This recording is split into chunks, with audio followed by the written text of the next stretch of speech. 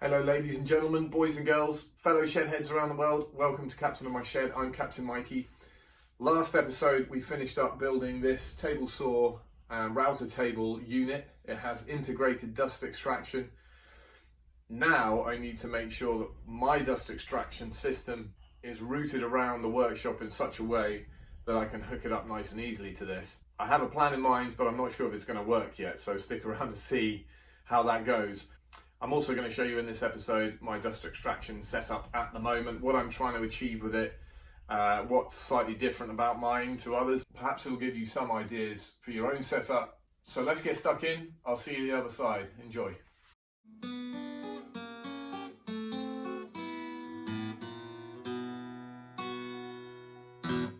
Okay, in a minute I'll pick you up. I'll give you a little tour of the system that I've got in place in my workshop at the moment. I'll tell you how I'm going to improve it, and then towards the end of the video we'll try and set up the plan that I have in mind. But anyway, so I tackle dust extraction and protection in different ways, different layers if you like. I've got dust protection, things like face masks, filtration, that kind of thing. Dust extraction, which is pulling the dust away from the machines to try and minimize the amount of airborne particles that end up in the air. Then air filtration, so once there is stuff in the air, which there inevitably will be, I've got some way of cleaning the air and refreshing the air in the workshop. Of course, if you see anything I'm doing that you completely disagree with or you want to know more about, then by all means stick it in the comments below. If you've got any good ideas on how I can improve my system, again, put it in the comments below, and I'd love to hear from you. So let's get started. Dust protection, first of all. Obviously, a decent dust mask. I would recommend getting the best mask you can afford. I'm currently looking at the active dust masks, the ones that you cover your whole head, have an oxygen generator on the front. They act as a protection for your face from anything flying off machines, and they also provide you with a constant flow of pure air. They can be very expensive. I think the one I'm looking at the moment is around about £200, but that's a very small price to pay when it comes to the health of your lungs. That's what I'm looking at. I haven't bought it yet. At the moment I use this. It is the Stealth mask. Different companies make it. I think Trend markets it. I bought it off Amazon. I'll put a link in the description below for this particular mask, along with the filters. One of the nice things about this mask is you can replace the filters. Nice and easy, they just pop in and out.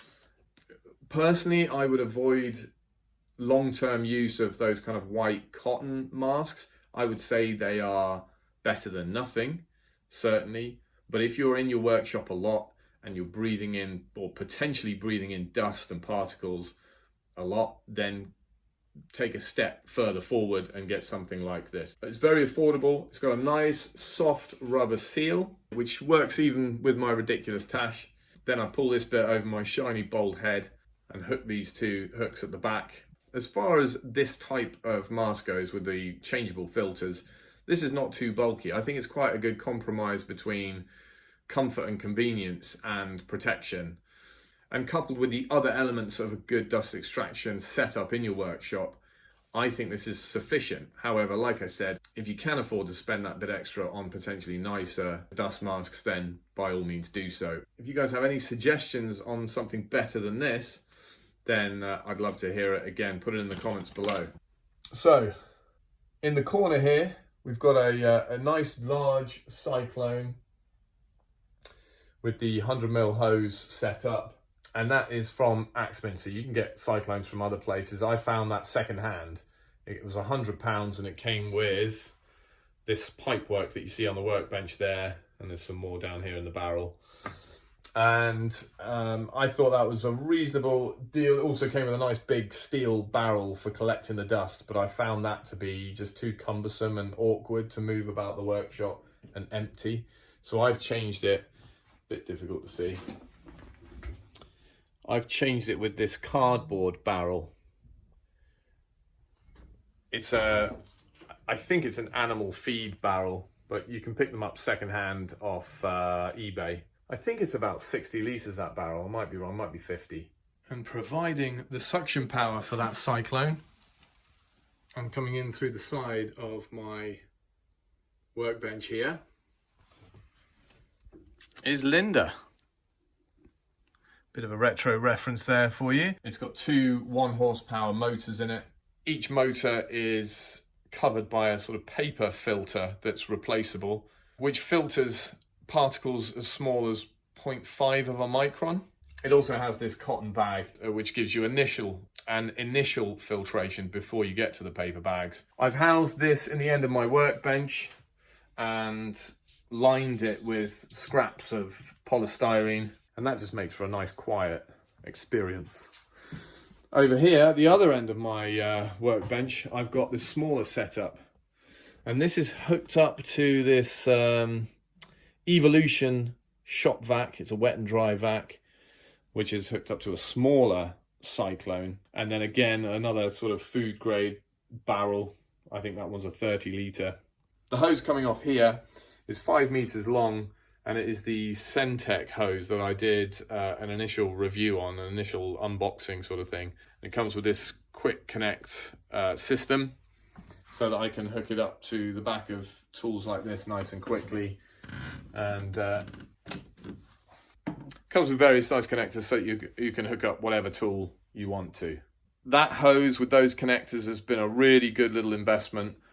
It'll save you money over the proprietary brands, and it's really good. It works well on just about every tool in my workshop is now covered by that.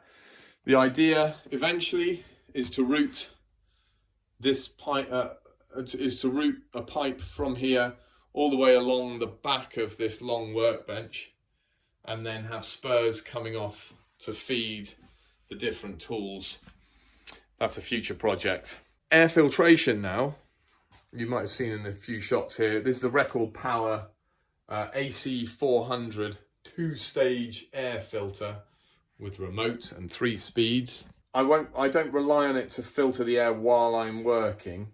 It's more the kind of thing that I might, at the end of the day, blow all the dust off everything, turn this on, and leave it running for an hour to clear out the air as best I can.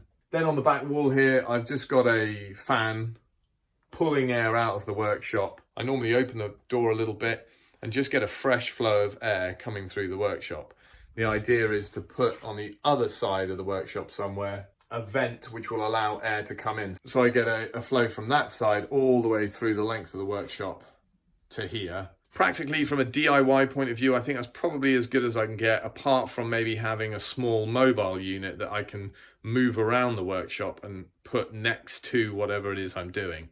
If I'm doing some sanding, for example, I can have it sat next to me there, filtering the air as I go. Now, one of the problems with this is used to extract from the thickness planer, the bandsaw, and the table saw router unit.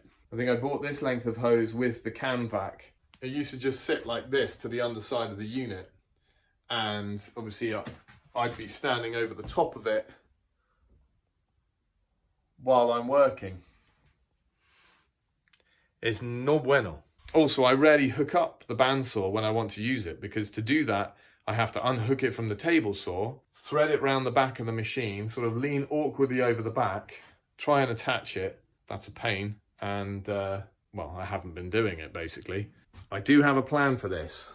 This pipe work on the bench is going to form part of a system that's going to be mounted to the ceiling just behind the Record Power filter here. It's going to have a couple of blast gates, one to drop off to this machine and be permanently hooked up just via a blast gate, shutting it off and on, with a little bit of slack so that I can move the machine in and out if I want to. And the other will then come further along the ceiling to about here, and then drop down to the side of the router table, where I have designed these 2 ports to take away from the router table and the table saw. So yeah, I have a rough plan in my head, but that is all. Wish me luck.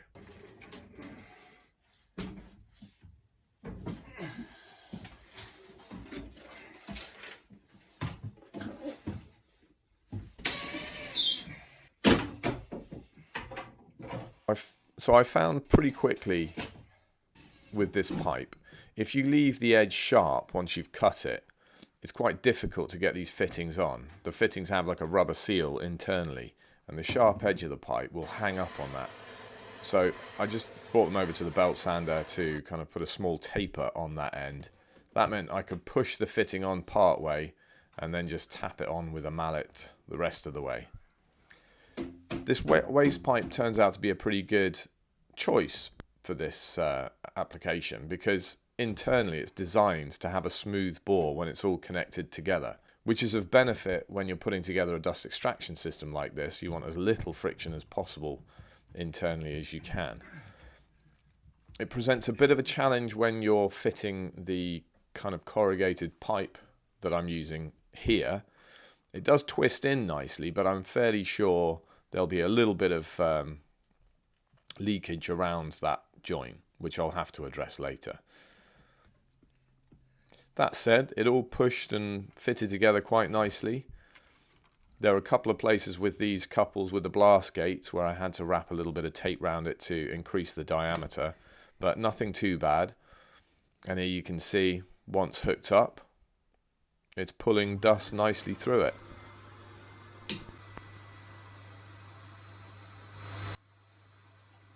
Awesome, job done.